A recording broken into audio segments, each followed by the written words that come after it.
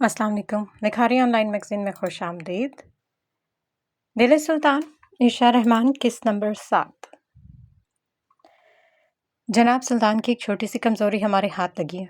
मैंने बहुत ध्यान से नज़र रखी मगर सुल्तान वो बहुत चौकन्ना है, सरासी है, गलती की भी गुंजाइश नहीं। अच्छी खबर है। सुल्तान शयान ने मोहम्मद की तफसीली बात सुनकर अपनी मूँछों को ताव देते हुए एक पुरसोच अंदाज में कहा, हाँ मगर इतनी जल्दी नहीं, कुछ देर इंतज़ार करना होगा। मैं चाहता हूँ कि जब तक सुल्तान पूरी तरह से इस नाजुक वजूद में खो नहीं जाता हम कोई कदम ना उठाएं। मौके का इंतजार करना होगा और मौका मिलता ही मैं ऐसा वार करूंगा कि सुल्तान के वहमो गुमान में भी नहीं होगा। शायान एक तंजिया मुस्कुराहट लिए मोहम्मद से मुखातिब था। मोहम्मद, इस बात का ध्यान रखना कि ये बात अहमद लाला तक हरगिज नहीं पहुंचनी चाहिए। जो हुक्म सुल्तान जनाब। सुल्तान सुल्तान बहुत बुरा फंसने वाले हो तुम। शायान सोफे के पुर्ज से टेक लगाए सुल्तान पर अफसोस कर रहा था मगर वो ये नहीं जानता था कि सुल्तान जैसा आदमी अगर इतने साल पहले वाला बदला लेने के लिए इस हद तक जा सकता है कि आप एक आम इंसान भी नहीं सोच सकता। तो अगर वो किसी से मोहब्बत कर बैठा तो इसके लिए किस हद तक जा पहुंचेगा। वो इसकी मोहब्बत को नुकसान पहुंचाने वाले हर इंसान को निस्तो नाबूद कर देगा और वो हर हद क्रॉस कर जाएगा जिसका एक आम इंसान तस्वुर भी नहीं कर सकता। मरवा, ज़रा यहाँ आना, मुझे तुम्हें कुछ दिखाना है, जल्दी चलो। ईशा मरवा का हाथ थामे मिस्टर वहीद के ऑफिस के साथ बने एक छोटे से गोदाम की तरफ लेकर जा रही थी। क्या हुआ है बताओ तो। बताती हूँ, पहले चलो। वो दोनों चलती हुई गोदाम के बाहर आ रुकी। ईशा ने थोड़े से खुले दरवाजे से अंदर झांक कर देखा जहाँ मिस्टर वहीद और साथ यहाँ का मैनेजर और कुछ वर्कर्स मिलकर एक बंडल नुमा चीज़ में से कुछ सफ़ेद रंग के पैकेट्स निकाल के इन्हें एप्पल बास्केट में एप्पल्स के नीचे सेट कर रहे थे। मरवा और ईशा ने दरवाजे से थोड़ा झांक कर यह मंजर देखा तो देखती रह गई। हाँ अल्लाह, मैंने तुमसे कहा था ना, अब देख लो अपनी आंखों से। मरवा ईशा की तरफ देखते हुए अफसोस से कह रही थी। एक्सक्यूज़ मी मिस, आप लोग यहाँ क्या कर रहे हैं? और वो दोनों दरवाजे के बाहर खड़े एक दूसरे से बातें करने में मसरूफ़ थी जब अचानक एक सिक्योरिटी गार्ड ने करीब से इन्हें यहाँ खड़ा देखा। वो यहाँ खड़ा होने की वजह दरियाफ्त की। क्यों, हम यहाँ नहीं आ सकते? मरवा ने गार्ड की तरफ देखते सवालिया अंदाज में कहा।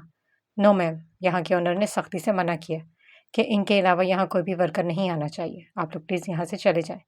गार्ड ने इन्हें वहाँ से जाने के लिए कहा। हम बस जा ही रहे थे। ईशा मरवा का हाथ बाजू पकड़ते वहाँ से 120 की स्पीड से गायब हुई। अरे यार, 2 मिनट तो रुकती, मुझे एक पिक तो बना लेने देती। मरवा खफकी से ईशा की तरफ देखते हुए बोली, मिस जासूस, अपनी जासूसी बाद में कर लेना। अगर इस गार्ड ने मिस्टर वहीद को बता दिया कि हम दोनों वहाँ उनके मना करने के बावजूद गए तो तुम जानती हो कि फिर क्या होगा। हे अल्लाह, काश कि मेरे पास कोई दूसरी जॉब होती तो मैं इनके बाप से भी ना डरती।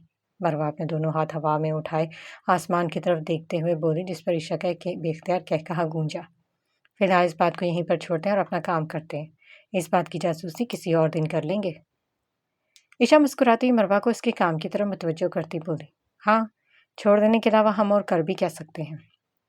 मरवा एक गहरा सांस भरते अपने काम में मसरूफ़ हो गई। एक्सक्यूज़ मी प्रिटी गर्ल, क्या तुम मेरी मदद कर सकती हो? दरअसल मुझे समझ नहीं आ रहा कि कौन सी ग्रॉसरी ताज़ा है कौन सी नहीं। एक 30 से 35 साल के दरमियान की खातून कुछ सब्जियों को हाथ में उठाए ईशा की तरफ देखते हुए बोल रही थी। Sure ma'am. ईशा खुश दिली से आगे बढ़ती उनकी मदद करने लगी। वो फ्रेश सब्जियां एक बास्केट में डाल रही थी और वो खातून मुस्कुराते हुए ईशा की तरफ देखकर शुक्राना अंदाज में देख रही थी। डिनर से फारग होकर वो मामूल के मुताबिक पूरे माल का राउंड ले रही थी। चलते चलते वो बहुत सी सोचों में उलझ रही थी। क्या मुझे इस बात का जिक्र अब्दुल से करना चाहिए? पर वो क्या कर सकता है? मगर वो एक मर्द है, उसे इन सब को हैंडल करना ही तो आता होगा। मैं एक लड़की होने के नाते ये सोच रही हूँ, मगर क्या पता वो हमेशा की तरह मेरी मदद कर दे। ईशा चलते चलते अपने दोनों हाथों को आपस में बांधे सोच रही थी। हाँ, मैं उसे ज़रूर बताऊंगी, मगर अभी नहीं। फिर मैं मुझे कहीं और जॉब ढूंढनी होगी। वो अपने दिमाग में प्लान सेट करती मुतमईन सी हो गई थी, मगर वो ये नहीं जानती थी कि अल्लाह ने उसके लिए क्या प्लान सेट किया हुआ है। इसकी सोच से बिल्कुल मुख्तलिफ, बिल्कुल परे। सारे दिन की मेहनत के बाद उसे जिस पल का बेसब्री से इंतज़ार होता था वो रात थी। वो पहले रात से बहुत डरती थी मगर अब सुल्तान के साथ उसे ज़रा भी डर महसूस नहीं होता था। डरती तो वो अब भी थी मगर जब वो अकेली हो। हेलो। वो एक रैक के पास रुकी, वहाँ से एक बुक उठाए उसे देखने में मसरूफ़ थी कि अचानक अपने कंधे के बिल्कुल पास एक भारी आवाज़ सुनाई दी। वह आवाज़ इसके इतने करीब थी कि उसे गर्म सांसें अपनी गर्दन पर महसूस हो रही थी। चौंक कर पलटने पर मिस्टर वहीद इसके बिल्कुल पीछे खड़ा मुस्कुरा रहा था। ईशा तेजी से कुछ कदम फासले पर हुई, जिसे देखते मिस्टर वहीद ने एक भरपूर कहकहा लगाया। तुम कितना डरती हो, मैं कौन सा तुम्हें खा जाऊंगा? मिस्टर वहीद ने हंसते हुए कहा। ईशा को इंतहाई मनहूस लगा। जी सर, ईशा ने कदरे बेजारी से कहा। क्या कर रही हो? सर मैं काम कर रही थी, कुछ न्यू बुक्स आई हैं, इन्हें यहाँ सेट कर रही थी। क्या हर वक्त काम करती रहती हो? इतनी नाजुक हो, थक जाती होगी। वही 2 कदम चलकर इसके करीब हुआ और 2-4 कदम के फासले पर हुई। नहीं सर, ये रोज़ की रूटीन है, अब थकावट नहीं होती। शुक्रिया, ईशा ने जल्दी जल्दी में जवाब दिया। आई सी, क्या हम कुछ देर बैठकर बात कर सकते हैं मिस ब्यूटीफुल? मिस्टर वहीद ने ईशा की शफाफ चेहरे की तरफ गौर देखते एक बिकतुकी सी ऑफर की, जिस पर ईशा का दिल चाहा कि वहां से धुएं की तरह गायब हो जाए। उसे इस शख्स के साथ एक अजीब सी उलझन होती थी। Sir, I am really sorry, मगर ऑफ होने का वक्त हो गया है और कोई मेरा इंतज़ार कर रहा है। अगर मैं वक्त पर ना गई तो वो परेशान हो जाएगा। ईशा ने एक एक लफ्ज़ पर जोर देते कहा। वो वहीद को बावर करवा देना चाहती थी कि वो अकेली नहीं है। ईशा के अल्फाज सुनते मिस्टर वहीद के चेहरे पर एक गुस्सा सा नुमाया होने लगा। उसे फौरन ही उस दिन वाला वो शख्स याद आ गया जो उस दिन इस चिड़िया को उसकी आंखों के सामने से उड़ा कर ले गया था। क्या मैं जान सकता हूँ कि वो शख्स कौन है? वहीद ने सवालिया अंदाज में ईशा की तरफ देखते पूछा। ईशा को एक पल तो समझ नहीं आया कि वो जवाब क्या दे। उसका क्या लगता है? वो क्यों इससे हिफाजत करता है? क्यों इसकी फिक्र करता है? वो हाथों की उंगलियां मरोड़ती कोई जवाब सोचने में मसरूफ थी। सर, वो मेरा फियांसे है, ईशा ने गड़बड़ाते हुए जवाब दिया। ओह, आई सी। मिस्टर वहीद के माथे पर कई शिकने नमूदार हुए और वो अपने ही जवाब पर खड़ी मुस्कुरा रही थी। उसने बेशक मिस्टर वहीद से जान छुड़ाने के लिए इस खड़ूस शख्स को अपना फियांसे कहा था, मगर उसे अपना फियांसे कहते उसकी एक हार्ट बीट मिस हुई थी। वो मुस्कुरा रही थी। Sir, can I leave? Yes you can, mister Waheed ने बेजारी से कहा और वहाँ से ये जा वो जा। वो भागते हुए माल से बाहर आई और सीढ़ियाँ चढ़ते हुए सड़क पर खड़ी होकर जोर जोर से हंसने लगी। फियांसे। वो अपने कहे गए जवाब पर दिल खोल कर मुस्कुरा रही थी और चलते हुए मामूल के मुताबिक कोने में खड़ी ब्लैक कलर की गाड़ी की तरफ बढ़ गई। करीब आते ही वो दरवाजे से थोड़ा झुककर अंदर देखने लगी, जहाँ पर वो मखरूर शहजादा हमेशा की तरह ब्लैक कलर की ड्रेस में मलबूस, आंखें मूंदे कुर्सी की पुष्ट से टेक लगाए हुए बैठा हुआ था। कुछ पल वो ऐसे ही झुकी देखती रही और मुस्कुराती हुई दरवाज़ा खोलकर अंदर दाखिल हो गई। उसके बैठते ही सुल्तान ने बंद आंखों से ही एक गहरा सांस भरा और धीरे से आंखें खोले उसकी तरफ देखा, जो सुल्तान की तरफ देखकर मुस्कुरा रही थी। मरहबा, माय कॉमरेड। ईशा के अल्फाज सुनकर सुल्तान ने बगौर उसकी तरफ देखा। मरहबा, हल्का सा मुस्कुराते हुए भारी आवाज़ में जवाब दिया। कैसे हो? तुम कैसी हो? मैं बिल्कुल ठीक हूँ, वो कहते हुए शरीर सा मुस्कुरा रही थी। लग भी रहा है। सुल्तान ने उसे मुस्कुराते हुए देखकर कहा। ईशा ने एक भरपूर नज़र सुल्तान पर डाली। ब्लैक कलर के सूट में मलबूस, बेतरतीबी से पेशानी पर बिखरे बाल जैसे तीखी आंखें, जिनमें एक आज सुर्ख लाली नुमाया हो रही थी। एक भरपूर कसरती जिस्म, ब्लैक कलर की शर्ट में उसके मसल साफ नुमाया हो रहे थे। वो इस रफ से हुलिये में भी भला का वजह लग रहा था, मगर वो आज एक चीज़ नोट कर रही थी। उसके दाएं हाथ की उंगली में खूबसूरत सी अंगूठी। ईशा पहले भी सुल्तान को गौर से देखती थी, मगर कभी उसके हाथ की तरफ गौर नहीं किया था। आज देखने पर उसे पता चला कि वो खास किस्म की अंगूठी पहनता है।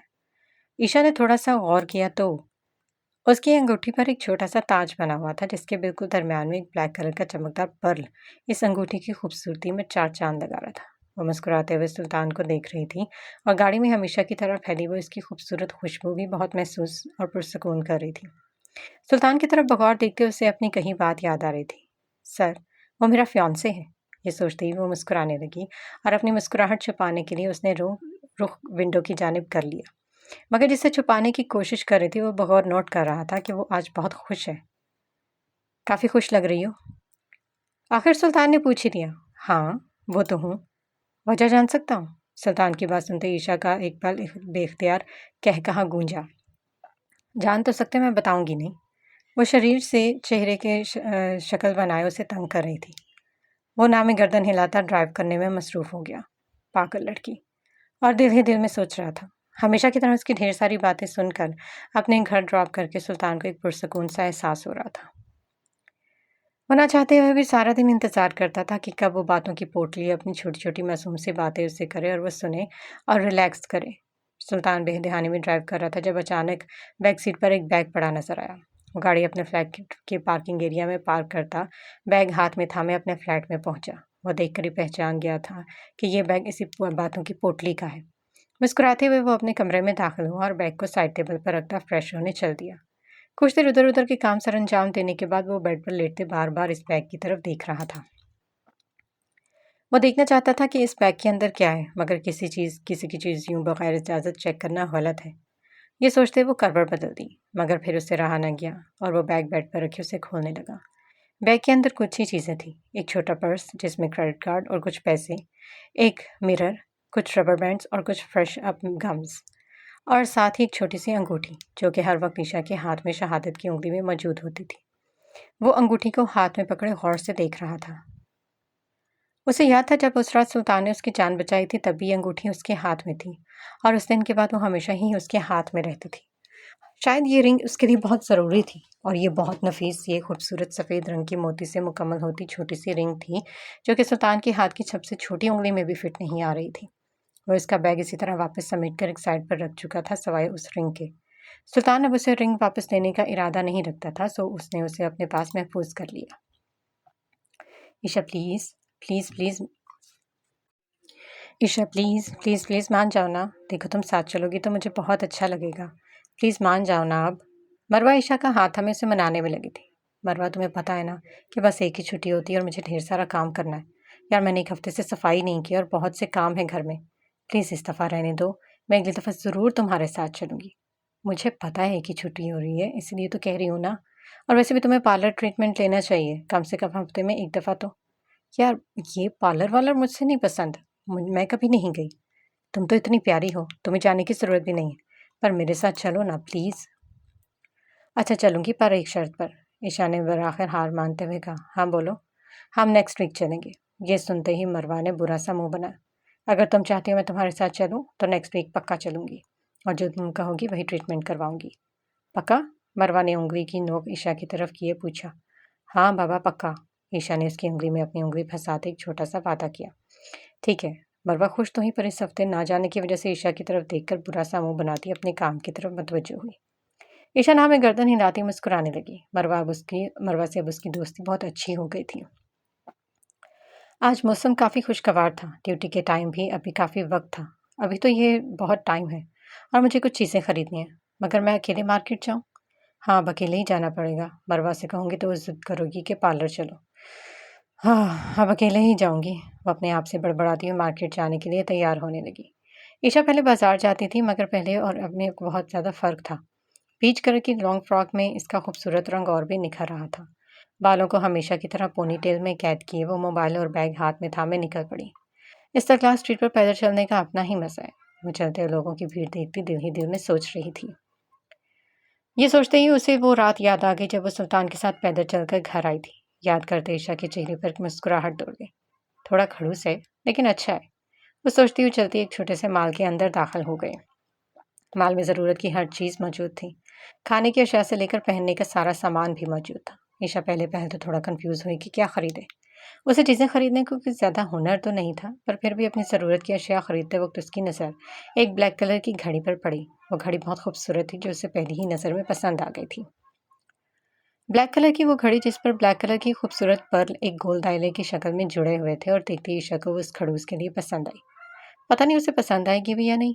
वो मेरा इतना ख्याल रखता है तो मुझे इसके लिए कुछ तो खरीदना चाहिए। वो घड़ी के किनारों पर उंगली चलाते सोच रही थी। कुछ ज़रूरत का सामान और वो घड़ी खरीदने के बाद सीधा घर की तरफ चल दी। वो दिल ही दिल में सोच रही थी और मुस्कुरा रही थी जब चलते चलते अचानक सामने से भागता हुआ आदमी उससे टकरा गया। वो भागता हुआ टकराया, बिना रुके वहां से 9-2-11 हो गया। वो इतनी जोर से टकराया था कि वो अपना तवाज़ुन बमुश्किल बरकरार रख पाई और गिरते गिरते बची। अंधा इंसान, कोई ऐसे भागता है क्या? वो बुरा सा मुंह बनाती मुड़कर इस भागते आदमी को देखते हुए बोली और चलती चलती भीड़ में 2 कदम फासले पर बने मोड़ से मुड़ने लगी तो एक मजबूत शख्स अचानक उसके सामने नमूदार हुआ। ईशा की स्पीड ज्यादा नहीं थी, मगर वो अचानक सामने आ गया तो वो ब्रेक लगाने से पहले इसके मजबूत सीने से टकरा गई। क्या मुसीबत है? गुस्से से बड़बड़ाते उसने चेहरा उठाए उस शख्स की जानिब देखा, जो कि हमेशा की तरह अपने मखसूस ब्लैक कलर के कोट और ब्लैक हुड में हुड को सर के ऊपर डाले माथे पर कई शिकने लिए ईशा की तरफ बगौर देख रहा था। आह, अब्दुल तुम यहाँ? गुस्से से बने चेहरे पर एक मुस्कुराहट दौड़ गई, मगर वो इसे नजरअंदाज के सामने भीड़ में शख्स को देख रहा था जिसका वो पीछा कर रहा था। तुम यहाँ कैसे? वो अपनी ही धुन में बोल रही थी, मगर सुल्तान की नजरें अभी भी उस शख्स को ढूंढ रही थी। वो इसे नज़रअंदाज किया वहाँ से जल्दी ही निकलने लगा तो ईशा ने झट से इसका बाजू थाम ली। कहाँ जा रहे हो, रुको तो। वो उसे उजलत में रोक रही थी, मगर वो नहीं जानती थी कि इस तरह रोक कर उसने सुल्तान के गुस्से में तेल का काम डाल दिया। घर जाओ अभी और इसी वक्त, सुल्तान ने एक सर्द लहजे में जवाब दिया। हाँ, मैं घर जा रही थी, मगर तुम। अभी बात ईशा के मुंह में ही थी कि सुल्तान वहां से एक कदम उठाता चल दिया। एक मिनट रुको तो। वो उसके सामने जा रुकी। सुल्तान तेज तेज इधर उधर दौड़ देख नजरें दौड़ा रहा था। मैंने कहा घर जाओ, आपकी बार सुल्तान ने थोड़ा गुस्से से कहा। हाँ चली जाऊंगी, मगर मुझे तुम्हें कुछ देना था, वो कहते हुए अपने बैग से वो शॉपिंग बैग निकाल रही थी। मगर उस वक्त सुल्तान को उस पर शदीद गुस्सा आ रहा था, क्योंकि उसकी वजह से उसका शिकार उसके हाथ से निकल गया था। वो मैंने तुमसे कहा घर जाओ, सुल्तान ने गुस्से से कहा। वो शॉपिंग बैग हाथ में थामे सुल्तान की तरफ बढ़ाई थी। वो मैं बस तुम्हें ये। सुल्तान ने उसके हाथ में पकड़े शॉपिंग बैग को एक झटके से हाथ की ज़रब लगाते दूर फेंका। ईशा की समझ में नहीं आ रहा था कि ये वो शख्स है जो इसका इतना ख्याल रखता है, और आज वो किसी और ही रूप में उसके सामने खड़ा था। वो बेयकीनी से परेशान चेहरा बनाए सुल्तान की तरफ देख रही थी। आई सेड लीव, सुल्तान ने धारते हुए कहा। इसकी इतनी ऊंची और गुस्से से भरी हुई आवाज़ सुनकर वो 2 कदम पीछे हुई। लीव, सुल्तान ने पूरी दहशत से सुर्ख आंखें लिए ईशा से कहा, और वो 1 मिनट भी वहां रुकने की बजाय उल्टे कदमों वहां से तेज तेज चलने लगी। चलती चलती वो धीरे धीरे भागने लगी, अपनी आंखों में आए आंसुओं को उंगली में समेटते हुए तकरीबन भागते हुए अपने फ्लैट तक पहुंची। उसके जाते ही सुल्तान बिजली की तेजी से इस जगह गया जहां वो आदमी की नज़रों से गायब हुआ था, मगर वहां अब कोई भी नहीं था। वो तेज तेज सड़क पर चलता इधर उधर नजरें दौड़ा रहा था। एक से दूसरे और फिर तीसरी गली में ढूंढने के बाद वो उसे कहीं नहीं मिला। गुस्से से सुल्तान की आंखें सुर्ख हो रही थी। आज पहली दफा ऐसा हुआ था कि सुल्तान का शिकार उसके हाथ से निकल गया था, और वो अपने गुस्से को बमुश्किल दबाए हुआ था। ईशा की वजह से आज वो शख्स उसके हाथ से निकल चुका था। सुल्तान ने अपने लेफ्ट साइड पर बनी दीवार पर पूरी शिद्दत से मुक्का जड़ दिया। एक के बाद एक वो अपना गुस्सा उतारता अपना दोनों हाथ जख्मी कर चुका था। वो इसी दीवार के साथ टेक लगाए खड़ा था जब अचानक उसके दिमाग में वो मासूम सा चेहरा नमूदार हुआ। इसमें इसकी तो कोई गलती नहीं थी, पर मैंने उससे कितने गुस्से से बात की। एक ऐसी बात सुल्तान सोच रहा था जिसका कोई जवाब नहीं बनता था, मगर फिर भी वो सोच रहा था। वो मजबूत कदम उठाता उस जगह पहुंचा जहां कुछ देर पहले वो नाजुक परी उससे डरकर भाग गई थी, पर अब वो वहां नहीं थी। सायरा जिस गुस्से और दहशत से सुल्तान ने इसको जाने को कहा था, वो भला रुक सकती थी? वो गली के मोड़ पर लगे बेंच पर बैठ गया, मगर उसे बार बार गुस्से से दिया गया जवाब याद आ रहा था। उसे ऐसे बात नहीं करनी चाहिए थी। सुल्तान ने सोचते हुए अपना सर दोनों हाथों में जकड़ लिया। चेहरे से होते हुए अपने हाथों को सर की पुष्ट पर ले जाता बार बार उसे सोच रहा था, और अचानक उसे वो बैग याद आया जो वो उसे देना चाह रही थी। वो अपनी जगह से उठकर इधर उधर तेज नजरें दौड़ाने लगा, मगर वो बैग उसे नजर नहीं आया। इधर से उधर वो पागलों की तरह वो छोटा सा बैग ढूंढ रहा था। कुछ देर ढूंढने के बाद आखिर वो उसे नजर आ ही गया। वो एक बेंच के नीचे बने गोल चक्कर के किनारे के पास पड़ा था। सुल्तान ने नीचे बैठते हुए हाथ बढ़ाकर वो बैग उठाया। ब्लैक कलर का वो बैग मिट्टी से लटपट था। वो अपने कोट की नुक्कड़ से उसे साफ करने लगा। बैग खोलते हुए उसमें से एक ब्लैक कलर का बॉक्स बरामद हुआ। सुल्तान ने उसे खोला तो वो खूबसूरत सी घड़ी उसे पहली ही नज़र में पसंद आ गई। ब्लैक कलर तो वैसे भी उसका पसंदीदा था, मगर वो घड़ी काफ़ी खूबसूरत थी। उसे हाथ में पकड़े सुल्तान के चेहरे पर मुस्कुराहट नुमाया हुई। अच्छी चॉइस है, वो दिल में सोचता मुस्कुरा दिया। वो कितने प्यार से लाई थी। ये सोचते हुए उसका अपना रद्द-ए-अमल याद आया तो सुल्तान को ज़िंदगी में पहली बार थोड़ी सी शर्मिंदगी हुई। वो बेड पर बैठा अपना सर घुटनों में दिए बिन आवाज़ रो रही थी। उसे सुल्तान के ऐसे रवैये की आदत तो ना थी और ना ही कोई तवक्को। वो कितने गुस्से से बोला था। मैंने तो ऐसा भी कुछ नहीं किया था जो उसे गुस्सा आए। मैं तो बस। वो छोटी छोटी हिचकियों में खुद से बातें कर रही थी। सुल्तान के इस रद्द-ए-अमल से वो बहुत हर्ट हुई थी। काफ़ी देर रोने के बाद उसे अपना सर बहुत भारी लगने लगा। वो चलती हुई किचन में आई, मगर अब वो खाने के लिए कुछ नहीं बना सकती थी क्योंकि इसे माल पहुंचना था और टाइम बहुत कम रह गया था। वो धीरे धीरे हाथ चलाती अपने मखसूस यूनिफॉर्म में बैग हाथ में थामे बोझल कदमों के साथ चलती हुई ट्राम तक पहुंची। अपना सर विंडो से लगा हुआ बहुत बोझल महसूस कर रही थी। वो तो उसे अपना दोस्त समझती थी। वो समझती थी कि वो अब्दुल को जान गई है, मगर वो नहीं जानती थी कि वो शख्स पल में सोना और पल में माशा हो जाता है। उसे समझना किसी के बस में नहीं था। वो चलती हुई माल में दाखिल हो गई। ईशा, क्या हुआ है तुम्हें? तुम्हारी तबीयत ठीक नहीं लग रही। उसे देखते हुए मरवा ने सवाल दाव दिया, पर वो सर हाँ में हिलाए हल्का सा मुस्कुरा दी। यार, अगर तुम्हारी तबीयत ठीक नहीं तो आज लीव ले लेती।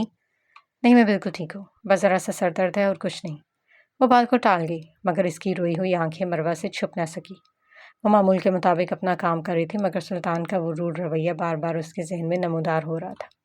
वो आज बहुत उदास थी। वो बेड पर लेटे बाजू का तकिया बनाए छत को बगौर देख रहा था। कभी वो आंखें बंद करता तो कभी करवट बदलता, मगर वो जालिम याद उसे कहीं भी सुकून नहीं देने दे रही थी। वो कैसे इस पर गुस्सा कर सकता था बिना किसी गलती के? उसे ऐसा नहीं करना चाहिए था। सुल्तान के जहन में बार बार वो बात घूम रही थी, मगर इस वक्त वो गुस्से में था। और जब सुल्तान गुस्से में होता तो तब कोई भी उसके गुस्से को शांत नहीं कर सकता, जब तक वो अपने गुस्से की वजह को ख़त्म नहीं कर देता। वो शांत नहीं हो सकता था। ईशा के बरक्स आज सुल्तान को रात का बेसब्री से इंतज़ार था। वो जानता था कि वो गुस्सा करेगी, नाराज़ होगी, मगर वो उसे मना लेगा। वो सुबह से कुछ खाए पिए बगैर मुसलसल काम में मसरूफ़ थे और अब उसे भूख की शिद्दत बुरी तरह महसूस हो रही थी, मगर अभी डिनर करने में काफ़ी टाइम था। सुल्तान जले पैर की बिल्ली की तरह इधर-उधर टहलता बेसब्री से रात का इंतज़ार कर रहा था, मगर आज न जाने क्यों दिन कुछ ज़्यादा ही लंबा हो गया था। आखिर दिन गुजर ही गया और वो आईने के सामने खड़े नक्सक से तैयार हो रहा था।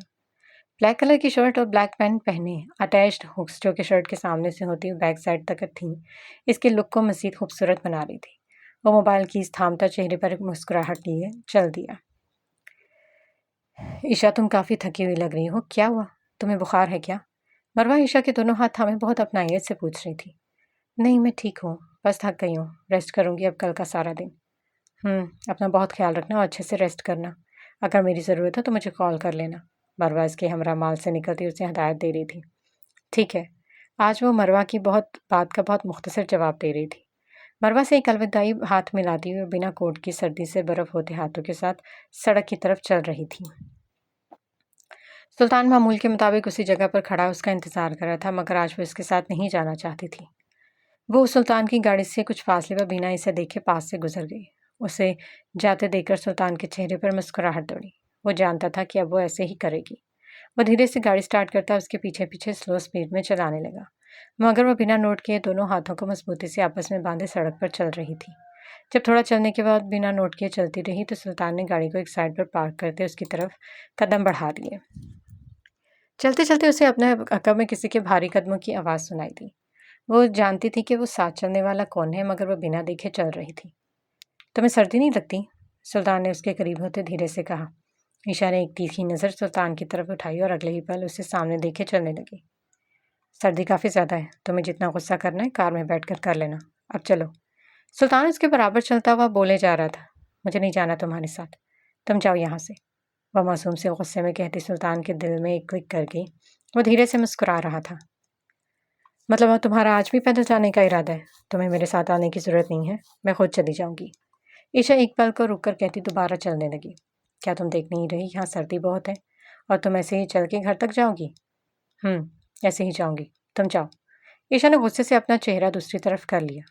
इसकी इस मासूम सी हरकत पर सुल्तान का दिल चाहा इसे बाजू में उठा के गाड़ी में पटक दे, मगर वो खुद पर जब्त करता शरीर सा मुस्कुराता इसके कदम पर कदम चल रहा था। थोड़ा चलने के बाद वो ट्राम के लाइन के पास आके ट्राम का इंतज़ार करने लगी। सुल्तान इसके अकब में खड़ा दोनों हाथ आपस में बांधे उसे देख रहा था। तुम जाओ यहाँ से, कहा ना मुझे नहीं जाना तुम्हारे साथ। देखते। सुल्तान ने मुस्कुराते हुए बोलकर ट्राम की तरफ देखा जो इसी तरफ आ रही थी। ट्राम ज़रा दरवाजे पर आ रुकी और ज़रा फासले पर आ रुकी और डोर अनलॉक होते ही ईशा ने अपने कदम बढ़ा दिए, मगर सुल्तान ने ट्राम ड्राइवर की तरफ एक गुस्सीली निगाह दौड़ाई और उसे यहाँ से जाने का इशारा किया। ट्राम ड्राइवर तो सुल्तान को पहली फुर्सत में ही पहचान गया था, सो वह आज से सरस बात में हिलाता ईशा के अंदर बैठने से पहले ही वहाँ से 9-2-11 हो गया। ओह रुकिए प्लीज़, वो दोनों हाथ हवा में उठाए ट्राम की तरफ हैरानी से देखते हुए बोली, और पीछे खड़ा वो मगरूर शहजादा अपनी मुस्कुराहट को दबाने के लिए अपने होंठ का निचला सिरा दांतों में दबा गया। ईशा सड़क पर खड़ी बेयकीनी से जाती हुई ट्राम को देख रही थी और गुस्से से सर झटकती फिर से सड़क पर चलने लगी, और सुल्तान फिर से उसके पीछे अपने मजबूत कदम उठाता चल दिया। तुम अपना टाइम वेस्ट कर रही हो, अगर ऐसे ही चलती रहो तो सर्दी से बेहोश हो जाओगी, सिद्धी लड़की। वह अपने दोनों हाथ पैंट की जेब में डाले पुरसकून चल रहा था। तो मैं बेहोश हो जाऊं या मर जाऊं, तुम्हें उससे क्या? वो हनूस उसी पोजीशन में चल रही थी, मगर अब सर्दी से इसका जिस्म कांप रहा था। जिसे देखते ही सुल्तान ने अपनी जैकेट उतारते उसकी जानिब बढ़ाई, जिसे उसके ऐन मुताबिक उसने रद्द कर दिया। सुल्तान ने इसके बाजू थामते एक झटके से अपनी तरफ घुमाया और अपने मुकाबले खड़ा करते हुए थोड़ा गुस्से से चेहरा लिए अपनी जैकेट इसके गिर्द फैलाने लगा। ईशा गुस्से से सुर्ख होती नाक लिए उसे देख रही थी। जैकेट पहनने के बाद वो फिर से मुड़ी और चलने लगी। बहुत जिद्दी हूँ। हूँ तो तो मैं अपने तरीके से समझा सकता हूँ। और क्या है तुम्हारा तरीका? ईशा की बात सुनते ही सुल्तान ने मजबूती से इसका बाजू थामा वापस चलता हुआ गाड़ी की तरफ बढ़ने लगा। इस अचानक हुई कारवार पे वह हैरानी से सुल्तान की पुष्ट पर नजरें जमाए उसके पीछे तेज तेज चल रही थी। क्या कर रहे हो? छोड़ो मेरा बाजू। वो अपने दोनों छोटे छोटे हाथों से मसामत करती अपना बाजू इसकी मजबूत गिरफ्त से छुड़ाने की कोशिश कर रही थी, मगर छुड़ाना तो दूर की बात, वो उसकी गिरफ्त को ढीला भी नहीं कर सकी। गाड़ी के पास रुकते ही सुल्तान ने दरवाज़ा खोलकर उसके अंदर बैठने का कहा, जिस पर वो खफकी से सुल्तान की तरफ देखते इनकार करने लगी। मुझे नहीं बैठना। तो क्या मैं अपने तरीके से बिठाऊं? सुल्तान ने बगौर उसके चेहरे की तरफ देखते कहा। वो इतना तो जान गई थी कि अब उसने उसका अपना तरीका पूछा तो पता नहीं ये शख्स अब क्या करेगा। जिस पर वो गुस्सेली नजर इस पर डालती अंदर बैठ चुकी थी। वो मुस्कुराता हुआ ड्राइविंग सीट पर विराजमान हुआ अपनी मंजिल की तरफ चल दिया, जो कि इसके अकब में ही बैठी थी। गाड़ी में मुकम्मल खामोशी थी, जिसे सुल्तान ने ही तोड़ना था। कैसी हो? वो बिना जवाब दिए विंडो की तरफ मुतवज्जह थी। तुमसे पूछ रहा हूँ लड़की। तुम्हें क्या? मैं जैसी भी हूँ। तुमने खाना खाया? तुम्हें क्या? इसके मासूम से जवाब पर सुल्तान की मुस्कुराहट गहरी हुई। नाराज हो? उसकी कुछ देर खामोशी के बाद सुल्तान ने इंतहाई नरमी से पूछा। ईशा ने चेहरा इसकी जानिब मोड़ते खफकी से देखा। मैं क्यों तुमसे नाराज होंगी? I am sorry. सॉरी किस लिए? मुझे तुमसे ऐसे बात नहीं करनी चाहिए थी। ईशा ने एक तीखी नज़र इस पर डालते फिर से चेहरा दूसरी जानिब मोड़ लिया। तुम बहुत रूड हो, मुझे तुम्हारी समझ नहीं आती। वो बिना उसकी तरफ देखते हुए बोल रही थी। तुम समझना चाहो तो समझ सकती हो, सुल्तान ने नरम मगर बहुत संजीदगी से कहा। सुल्तान के जवाब पर ईशा ने उसकी जानिब देखा तो ईशा की नज़र सीधा इसकी कलाई पर पड़ी, जहाँ पर वो ब्लैक कलर की खूबसूरत सी घड़ी इसकी मजबूत कलाई पर और भी ज़्यादा खूबसूरत लग रही थी। देखते ही इसकी सारा नाराज़गी एकदम धुआं हुई और वो चेहरा दूसरी जानिब मोड़े धीरे से मुस्कुरा दी, मगर वो तो उसे फेंकती थी। वो दिल ही दिल में सोच रही थी, मगर इस घड़ी को सुल्तान की कलाई पर देखने के बाद उसका गुस्सा खत्म हो चुका था। तुम्हारी तबीयत ठीक है? आज मामूल के बरक्स वो काफ़ी थकी हुई लग रही थी। सुल्तान ने आखिर पूछ ही दिया। ठीक है, बस जरा सा सर में दर्द है। तुमने खाना खाया? तुमने खाया? ईशा का सवाल सुनते ही सुल्तान को यकीन हो गया कि अब वो अब उससे गुस्सा नहीं है। वो धीरे से मुस्कुराता इस बात में सर हिलाया। सो जाओ, सुल्तान ने उसकी चेयर को थोड़ा पीछे की तरफ लिटाते हुए इससे कहा। वो तो आज वाकई बहुत ज़्यादा थकी थी, तो बिना तरद्दुद किए वो कुर्सी पर सीधा लेटे आंखें मूंद गई। सुल्तान बहुत ध्यान से ड्राइव कर रहा था। वो बार बार उसकी मासूम चेहरे की तरफ देखता और मुस्कुरा देता। वो दोनों हाथों को आपस में बांधे पुरसकून सो रही थी। सुल्तान ने एक हाथ बढ़ाकर बैक सीट से अपना कोट उठाया और अच्छी तरह से सोई राजकुमारी पर फैला दिया। गाड़ी उसने आहिस्ता से रोक दी, मगर ईशा की आंख खुल गई। ओह, घर पहुंच गए। वो आंखें मलती सीधी हुई तो नजर अपने वजूद पर पड़े कोट पर गई। उसने धीरे से मुस्कुराते कनखियों से सुल्तान की तरफ देखा। बहुत शुक्रिया। वो कोट उसकी जानिब बढ़ाए बिना गुस्से के उसे देख रही थी। वह हमेशा की तरह उसे बहुत पुरकशिश लग रहा था। बेतरतीबी से पेशानी पर बिखरी हल्की सी बड़ी हुई दाढ़ी और कसरत जिस्म। वह ब्लैक कलर बहुत पहनता था और ब्लैक कलर इस पर सूट भी बहुत करता था। ब्लैक कलर की शर्ट में इसका कसरत जिस्म मजीद पुरकशिश लग रहा था। ईशा इस पर नजरें जमाए बगौर उसे देख रही थी। तुम कल ऑफ हो ना? सुल्तान ने पूछा। कल छुट्टी है। ठीक है, फिर मैं कल 12 बजे तुम्हें पिक कर लूँगा। वो किस लिए? ईशा ने सवालिया नज़रों से उसे देखा। लड़की, क्या तुम छुट्टी का दिन है घर पर रहकर बोर गुजारना चाहती हो? नहीं। ईशा ने नाम में गर्दन हिलाई। तो फिर तैयार है ना पूरे 12 बजे? सुल्तान की बात का मतलब समझते ईशा का चेहरा गुलाब की मानंद खिल उठा और वो इस बात में सर हिलाती मुस्कुराने लगी। उसे मुस्कुराता देखकर सुल्तान को इत्मीनान हुआ। ठीक है। वो मुस्कुराती उसको अलविदा कहती चल दी और हमेशा की तरह से दूर तक जाता हुआ देखता रहा। एक अजीब सा सहर है इस शख्स में। मैं गुस्सा ज़्यादा देर तक नहीं हो पाती। ऐसा क्यों? क्यों मैं इतनी जल्दी मान जाती हूँ? इतना खड़ूस है वो फिर भी। वो किचन की दीवार से लगे पानी का ग्लास हाथ में थामे अपनी ही सोच में गुम खड़ी थी। पता नहीं कल कहाँ लेकर जाएगा। हाय, मैं पहली दफ़ा उसके साथ कहीं घूमने जाऊंगी। वह एक हाथ मुंह पर रखे दिल से खुश होती मुस्कुरा रही थी। खड़ूस कहेगा। अगर गिफ्ट पहनना था तो पहले इतना गुस्सा क्यों किया? वैसे उसकी कलाई पर वो घड़ी कितनी सूट कर रही थी। वो चलती हुई बेड पर गिरने के अंदाज में लेट गई। एक गहरी सांस भरती वो लकड़ी की छत को घूरते इस खड़ूस के बारे में सोचती मुस्कुरा दी थी। वो इसका मूड ठीक करने और उसे अपने रवैये की तलाफी करने के लिए उसे कहीं बाहर घुमाने के लिए लेकर जाना चाहता था, और वो इसके साथ महफूज थी। जाहिर है, तुर्की तो सुल्तान के इशारों पर चलता था। वहाँ वाला उसकी मर्जी के बगैर उसके दुश्मनों के अलावा कोई इस मासूम सी परी को बुरी नज़र से देख भी नहीं सकता था। सुल्तान मजहबी तो बिल्कुल नहीं था, बल्कि वह मज़हब और इस्लाम को सिर्फ फ़लसफ़ी बातें कहता था। रहीम शाह ने उसे हमेशा ही मज़हब की तरफ राग़िब करना चाहा, मगर अपनी माँ और पापा की मौत ने सुल्तान को हर चीज़ से अलग करके रख दिया। उसे ना मज़हब में दिलचस्पी रही और ना ही कोई एहसास और रहम उसके दिल में पनपा। मगर उसकी दुनिया पूरी तरह से बदलने वाली थी। वो नहीं जानता था कि इस मासूम सी यतीम लड़की के पीछे एक रहमदिल और इस्लाम से बेहद मोहब्बत करने वाली समझदार लड़की छुपी हुई है। वो हर कदम पर उसे हैरान कर देने वाली है। वो कल का प्लान अपने दिमाग में सेट करता बालकनी में कॉफ़ी का कप हाथ में थामे हल्के हल्के सिप लेता मौसम को एंजॉय कर रहा था। पेशानी भी बेतरतीबी से गिरे बार जिन्हें वो कभी भी अपनी मर्जी से सुलझाने की कोशिश नहीं करता था। एक गहरी सांस लेता वह मुस्कुरा रहा था और इस खड़ूस और बेरहम इंसान की इस मुस्कुराहट के पीछे वो पागल सी लड़की थी। बहुत मासूम है, बहुत पागल, सोचते वो धीरे से मुस्कुरा दी। वो अपनी सोचों में मुस्कुराता आंखें मूंदे ताज़ा हवा को महसूस कर रहा था जब अचानक फ़ोन की घंटी ने उसकी सोच में खलल डाला। मरहबा, कैसे हो हादी? ठीक हूँ सुल्तान भाई, पर आगाजान की तबीयत कुछ ठीक नहीं है। खैरियत? क्या हुआ इन्हें? पता नहीं, अचानक ही दिल में दर्द हुआ। अस्पताल में पता चला कि इनको दौरा पड़ा है दिल का।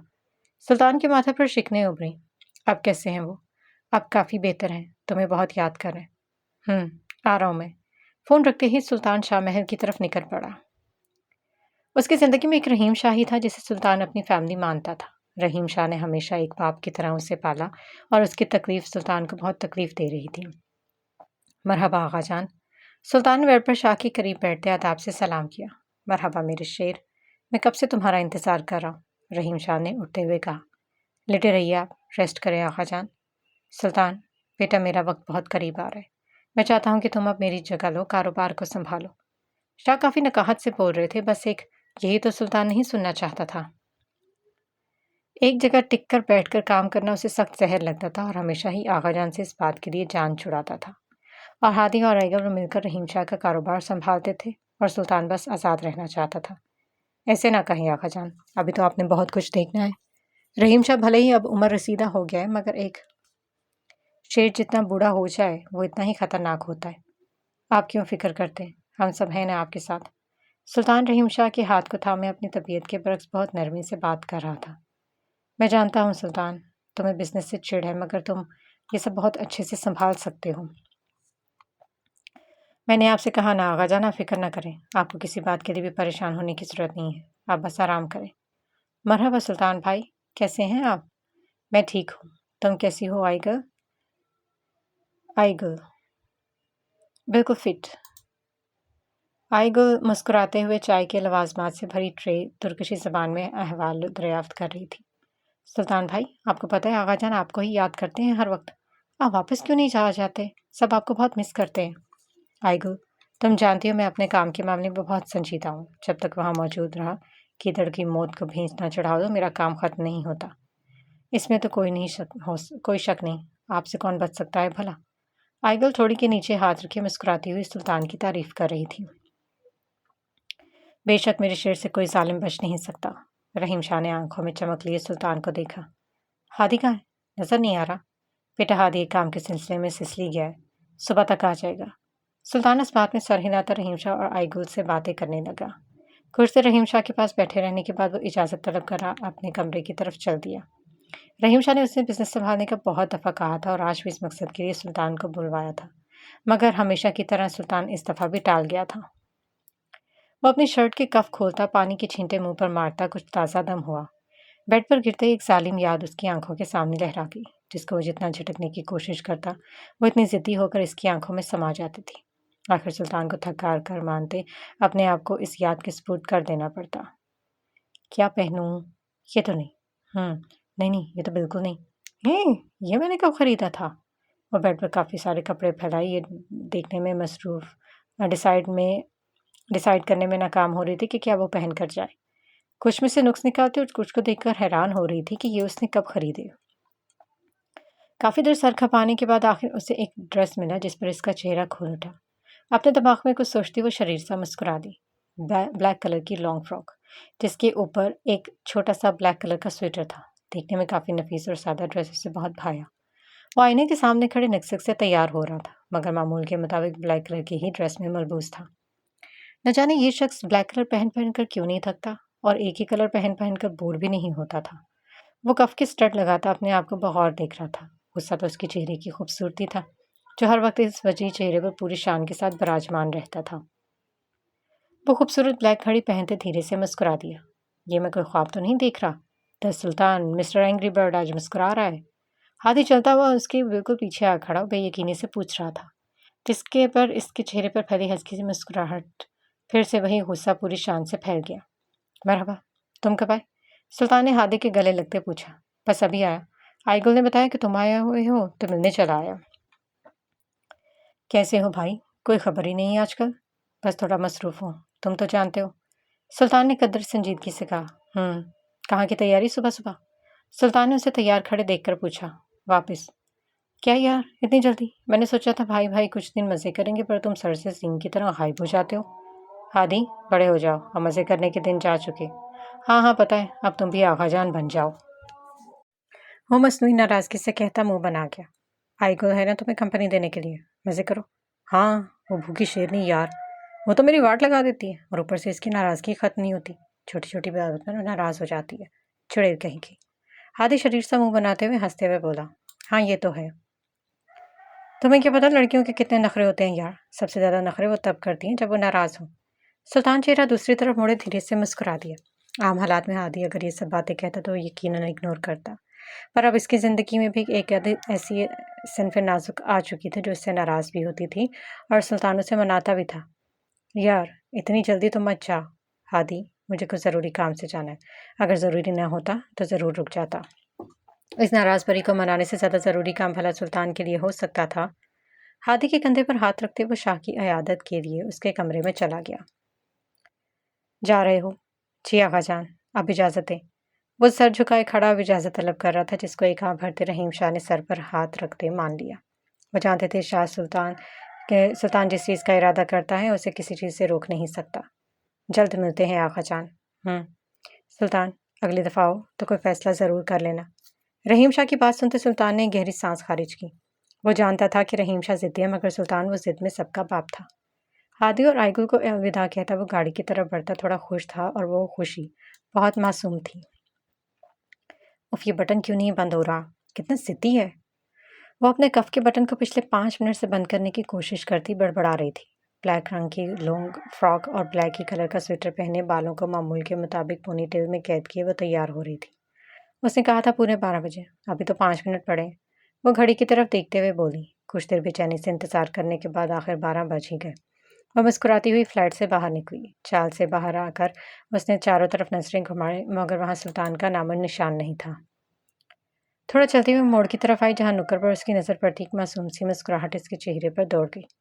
एज एक्सपेक्टेड, वो अपने सामने खड़े लंबे चौड़े ब्लैक कलर के सूट में मजबूत शख्स को देखकर मुंह में बड़बड़ाई। वो कार की पुश्त के साथ टेक लगाए, एक हाथ मोबाइल में थामे हमेशा की तरह हैंडसम लग रहा था। वो छोटे छोटे कदम उठाती इसके करीब आ रुकी। मरहबा अब्दुर। सुल्तान ने एक गहरी सांस भरते उसकी जानिब देखा और कुछ लम्हे बस देखता ही रह गया। वो प्यारी सी लड़की ब्लैक कलर के ड्रेस में बिना मेकअप के बहुत खूबसूरत लग रही थी। इसकी खूबसूरती का सबसे नुमाया हुस्न इसकी बड़ी बड़ी खूबसूरत ब्राउन आंखें थीं, जो हर वक्त मुस्कुराती रहती थी। मरहबा। कुछ पल यूं ही देखते रहने के बाद सुल्तान ने पलकें झपकते सलाम का जवाब दिया। कैसे हो? तुम कैसी हो? मैं तो बिल्कुल ठीक, वो मुस्कुराते हुए बोली। गुड। सुल्तान ने फ्रंट सीट का दरवाज़ा उसके लिए खुद खोला था। हम कहाँ जा रहे हैं? जहाँ दिल किया। सुल्तान ने उसकी तरफ बगौर देखते हुए कहा। फिर भी बताओ तो, तुम बताओ, तुम कहाँ जाना चाहती हो? मैं बताऊं? हम पैदल चलें। वो दोनों हाथों को थोड़ी के नीचे बांधे चहकते हुए बोली। इसकी बात सुनते ही सुल्तान की मुस्कुराहट गहरी हो गई। तुम थकती नहीं हो? नहीं तो, पैदल चलने में मज़ा आता है, और हम हर चीज़ एक्सप्लोर कर सकते हैं। वो कैसे? सुल्तान ने आईब्रो उचकाते हुए पूछा।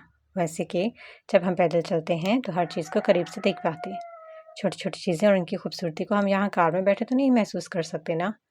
इसके अलावा, सुल्तान ने कहा, इसके अलावा पैदल चलने से इंसान फिट रहता है, वो मुस्कुराती हुई बोली। ये रीज़न कुछ ठीक है। वो गाड़ी को घुमाता हुआ एक पार्किंग एरिया की तरफ बढ़ा। गाड़ी पार्क करते हुए उसके चेहरे पर मासूम सी खुशी बगौर देख रहा था। कुछ ही देरों में वो दोनों एक दूसरे के हमकदम इस्तकलाल स्ट्रीट पर चल रहे थे। वो देखो, कितना खूबसूरत मंजर है ना। ईशा सामने बड़े से माल के बाहर सलीके से सजाए गए थीम को देखते हुए बोल रही थी। वो थीम बहुत ही खूबसूरत था। एक तर्ज में रखी गई कुर्सियाँ और मेज़, इनके गिर्द फूलों की बेलें और मेज़ पर पड़े हुए कदीम तर्ज के खूबसूरत आर्ट पीस बहुत खूबसूरत लग रहे थे। और वहाँ की थीम सफ़ेद और नीले रंग से बनाई गई थी, जो वहाँ की खूबसूरती को चार चाँद लगा रही थी। कितना खूबसूरत है ना? अच्छा है। इसके तो सड़क से जवाब पर ईशा ने आईब्रो उठाते उसकी जानिब देखा। जब वो चलते-चलते भीड़ में रास्ता बनाते एक नामालूम मंज़िल की तरफ जा रहे थे, जहाँ का रास्ता दोनों को ही नहीं मालूम था। मगर वो दोनों इस अनजान रास्ते पे एक-दूसरे के संग मुस्कुराते हुए चल रहे थे। तुर्की की खूबसूरती वो पहली दफ़ा यूँ अपनी आँखों से देख रही थी, वरना वो अर्बन केयर में तो बस एक हद तक महदूद रहती थी। मगर बाहर की दुनिया कितनी खूबसूरत थी, वो तो आज देख रही थी। मगर इस खूबसूरत दुनिया की एक साइड बहुत डरावनी दुनिया बसती थी, पर वो मासूम अभी तक इससे अनजान थी।